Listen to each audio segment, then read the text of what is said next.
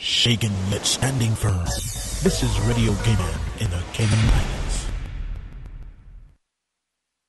For the Record is brought to you by Fidelity Bank. For all your banking and pension needs, call or visit a Fidelity branch today. Vamped Motors, the only authorized Ford and Toyota dealership serving the Cayman Islands. And Cayman Pharmacy Group, with locations in West Base and professional pharmacy at CTMH Doctors Hospital. The Cayman Pharmacy Group has a location for you just around the corner. And Seaboard Marine. With over 35 shipping ports, find your shipping solution by calling Seaboard Marine at 949-4977. Coming to you live from Radio Can Studio. For the record. For the record. For the record. Hear from your government officials, independents, and the opposition on issues that matter to you. For the record. Engage in an open dialogue between residents and lawmakers. For the record. For the record. For the record. Informative, impartial, insightful. This is your talk show. 1-800-534-8255. Your calls, your input. This is For the Record. And now, your host, Orit Connor. And good morning, Cayman. I'm Donna Bush in for Mr. Orit Connor, who is off for a few days. It's a wonderful, beautiful day here in the Cayman Islands. And I'd just like to say welcome to For the Record on this Monday morning again. We're going to be having some guests in studio with us. And we have one person here with us already this morning that we'll be talking to in just a few minutes. But first, I'd like to get the morning started by wishing and congratulating our new Miss Cayman Islands Universe, Caitlin Tyson. Wishing her the very best in her year as our ambassador, as well as congratulating her on a remarkable performance on Saturday night. I'd like to also say congrats to first runner-up Jasani Schneider, as well as our second runner-up Tiffany Connolly, and the other contestants who are Kayla Jackson, Gabrielle Watler, Natisha Foster, and Vanessa Douglas. Those young ladies also won some concessional prizes. You can read all about it on the front page of the Cayman Compass.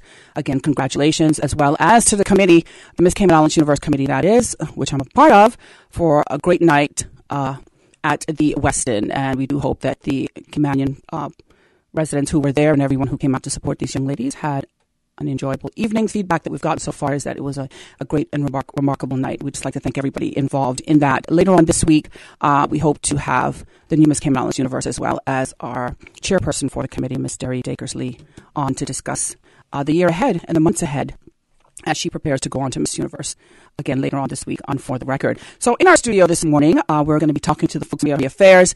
Joining me right now at the first half of the show is Mr. Andre Ebanks. He's the Deputy Chief Officer for the Ministry of Community Affairs. Mr. Ebanks, thank you so much for being here with us this morning here on For the Record. Absolutely, my pleasure. Good to see you again, Donna, and good morning to all your listeners. Yes. So let's begin, Andre, for those who may not be familiar with who you are, by giving everyone out there listening public a little background on your qualifications, your interests, and what you do in the Ministry of Community Affairs. First, I'll identify myself by my family. Okay. Sounds like the place to start to me. My father is Atlee Ebanks from West Bay. My degree and qualification is in sociology, is my first degree. I then went on to law school. I did 2 years here. The law school obviously is connected to the University of Liverpool, so I did the third year in Liverpool. Went on to qualify in the bar in the UK and came back and practiced locally for about 10 years. And then I decided that was great, and I acquired a number of experiences and skills. And then I decided that maybe I could apply those to government. And then I went on to apply and successfully obtain the post of Senior Legislative Policy Advisor in the Ministry of Financial Services. Did that for about almost 4 years. And then this opportunity arose. I wasn't actually job hunting. I had a fantastic experience in the financial services ministry because it's the type of law that I practice, so it was a natural fit. Right. But when I saw this role, it kind of took me back to my first passion, which, as I said, my BA was in sociology. So when I looked at the job ad and saw that it required someone with either social work or sociology, someone who was capable of handling legal matters, someone who had done government policy, and someone who had a human rights background and experience in gender affairs, and I was on the Human Rights Committee, the predecessor to the Commission. And then I was also on the Gender Equality Tribunal. I just thought, I don't think I have a choice. I should apply. Right, it was written for you. And I applied, interviewed, and I guess I must have sung the right notes because I got offered the position. That is awesome. Well, I just have to put it out there that anytime I've heard your name come up in the civil service, you've always been described as a bright and rising star. So I think that's great accolades for someone who is young and in the midst of your career. So, yeah, I think that's a great thing. So thank you for bringing us up to speed on exactly what your qualifications and interests are as far as it relates to your position now as Deputy Chief Officer in the ministry. Let's talk a little bit about the Department of Children and Family Services in particular. When people hear, it used to be the Department of Social Services before, and now it's the Department of Children and Family Services. For our listening public who may not know exactly what the department does, or for those who may think it only does one of two things, or can you just give us an in-depth description of exactly what the department does? Yes, because it's an important point. It is, I think, sometimes thought of as maybe one or two-dimensional, but it's multifaceted. Mm-hmm. It is a department, it's one of two departments that the ministry has responsibility for. Right. The other one is the Needs Assessment Unit. So they were once a combined department, and then about 5 years ago, it was thought that the better approach would be to spin it off, so that the Needs Assessment Unit that does financial assessment, provides financial assistance, would carve out and go on to its own, and then the Department of Children and Family Services would focus on its main task of social work, which is the care to individuals, so that they receive a variety of services to try to assist folks to be self-sufficient, and also to provide and motivate and educate families. So they provide therapeutic services, community-based programs. They provide assistance with adoption, foster care, issues in the home. They see a lot of domestic violence cases. They work with crisis center. Mm-hmm. It's a wide range of services in a department that's relatively small but crucial. So, from a ministry standpoint, what's being done to build the department? Are resources where they need to be? Is it where it needs to be, or is that something that you and your chief officer is currently working on too? Because you all are new in your particular roles. So I think most people out there would say that, okay, well, they're going to go in and they're going to make changes to improve what's already there.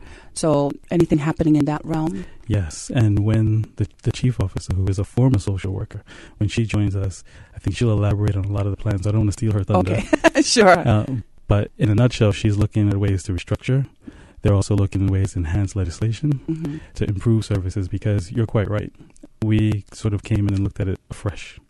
We both were permanently imposed from March, so just over 4 months. Right. And thought, all right, let's just look at everything afresh.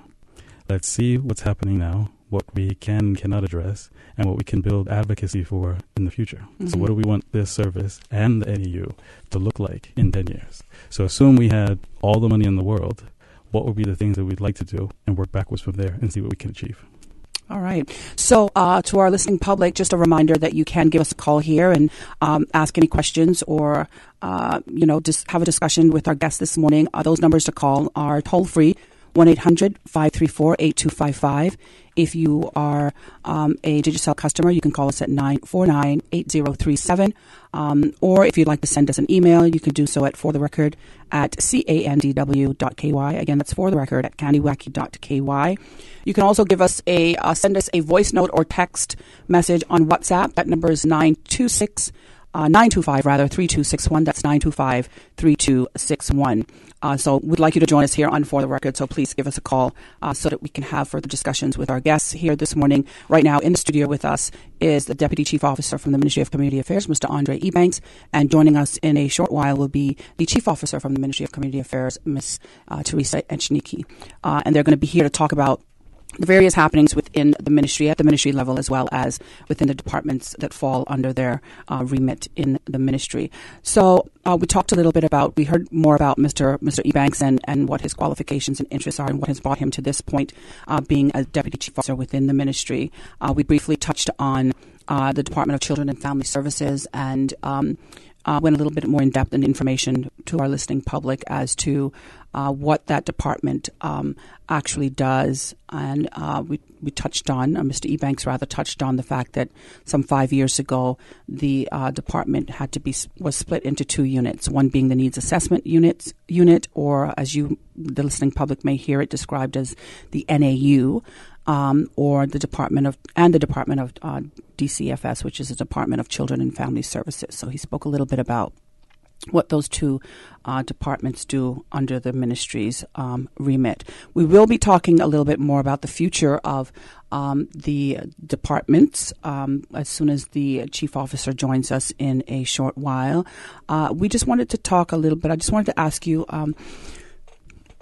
you always hear a lot of people on the streets talk about Department of Children and Family Services. Everybody turns to the department for all of their needs. They really don't give the department a break, so on and so forth. But, there are processes in place that people have to understand or should understand that they have to go through to get the assistance that they may need. It's just not, we don't have the money to just give freely.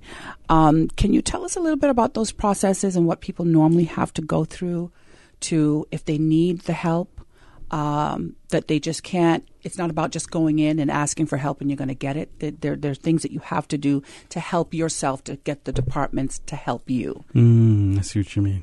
Yeah, I'll speak a little bit about that. But I also, as part of the chief officer and I, taking that holistic view, we are taking on board feedback from the community of what actually could be more efficient. Right. So not in every, and there are instances where you'll have to explain, say if you turn to the needs assessment unit, that there are certain processes forms you have to fill out, matters that you have to prove as part of the application process. But I don't know if that absolves us from looking at the system and deciding what could be more efficient.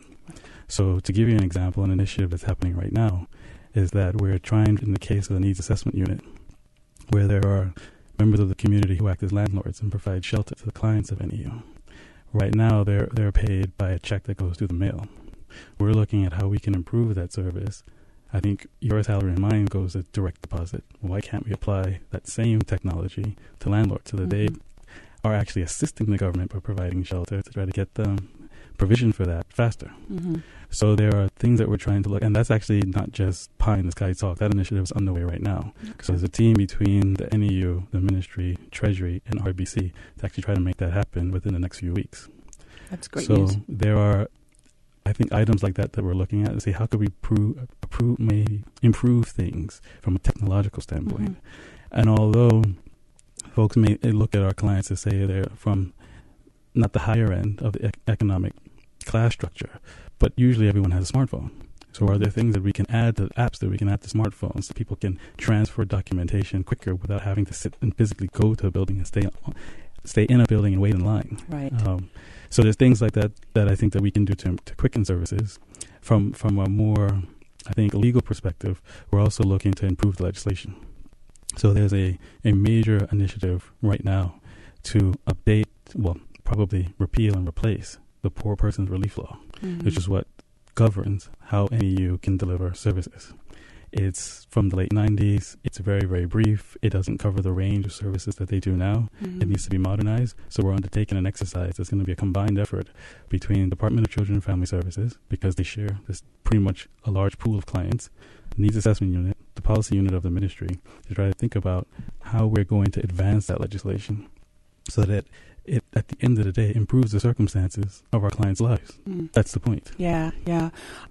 Just backtracking a little bit on when you spoke about clients, particularly those who DCFS and the Needs Assessment Unit have to place in temporary homes, apartments, as it relates to landlords.